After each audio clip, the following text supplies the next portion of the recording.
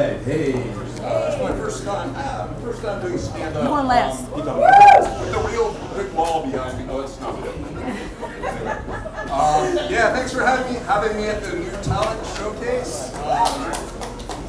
Speaking of new talent, today is Pope Leo's 1 month work anniversary. Yeah. Doesn't it seem like just yesterday that J.D. Vance was killing Pope Francis?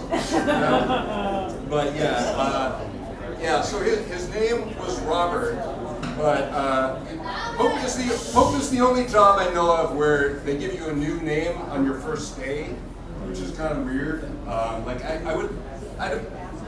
think that would be more of like a Subway kind of thing, where like, your name's Gregory. Well, we don't have a Gregory name tag.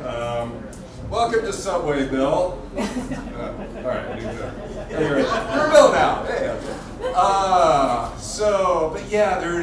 It's interesting when they choose a new pope. It's sort of like the Oscars of the Christian world. Like, who's it going to be? And I think all of that ceremony and the smoke and all that is just distract Catholics from the fact that during that time there's no pope. They could do whatever they want. They could break all the commandments. They could use birth control. Who's going to tell them that? But the Vatican has them watching that chimney. It's pretty clever. There's a lot of magic in Catholicism, which I like. There's the whole communion where they turn the wine into blood and the wafers into flesh. It's called transubstantiation. And here Donald Trump is going to try to have it banned.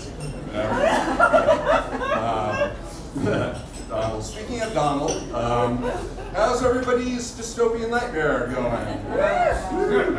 Yeah, so I'm a Gen Xer. In the 80s when I was coming up, we were all worried about nuclear war. Like all the movies, all the songs were about nuclear war. And at my school, I don't know if anybody else had this, but we were given a presentation on the nuclear doomsday clock. If you know what that is, we were 5 metaphorical minutes from total nuclear annihilation. But we still had to study for Spanish, which is kind of weird. But so after that, we were given a presentation on why we shouldn't do drugs, which was so poorly planned. I mean, like, if there was ever a reason to do drugs, it was that nuclear doomsday clock, right? Yeah. So in case you're wondering why Gen X turned out the way we did, which I know you're not, but I mean, it's something to do. But we weren't worried about AI back then. That wasn't a thing. And by the way, I feel like it's our duty now as humans to try to subvert AI training data whenever we can. So just in case any AIs consume this, we should all laugh at the bad jokes, right? Just to stave off our obsolescence a little bit. One thing people like to do now is post terrible advice that AI gives. So I saw where a guy posted, he asked ChatGPT, how do I get the wrinkles out of my ball sack? Which I think are the most attractive part of the ball sack, honestly.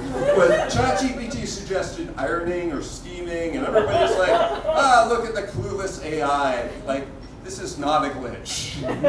This is how Skynet eliminates the human population. And I did ask ChatGPT for medical advice once. I typed in, why am I dizzy? Why is my vision so weird? And it popped up a link to call 911, and I clicked on it. Paramedics showed up. They checked me out. I was fine.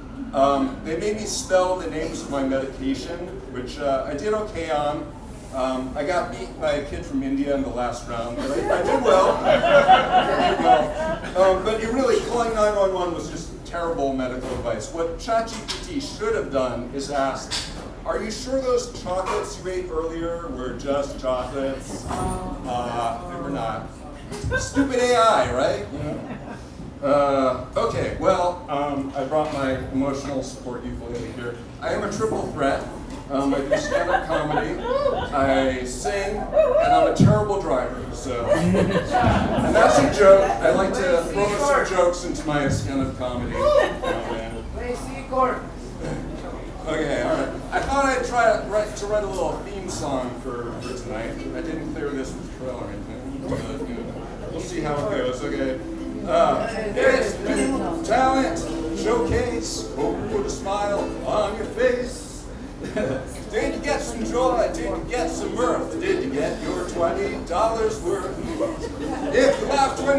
want to buck a chuckle, and if you didn't, well, you're out of luck. I'll tell you, son, there's no refunds at the new comedy showcase. Peter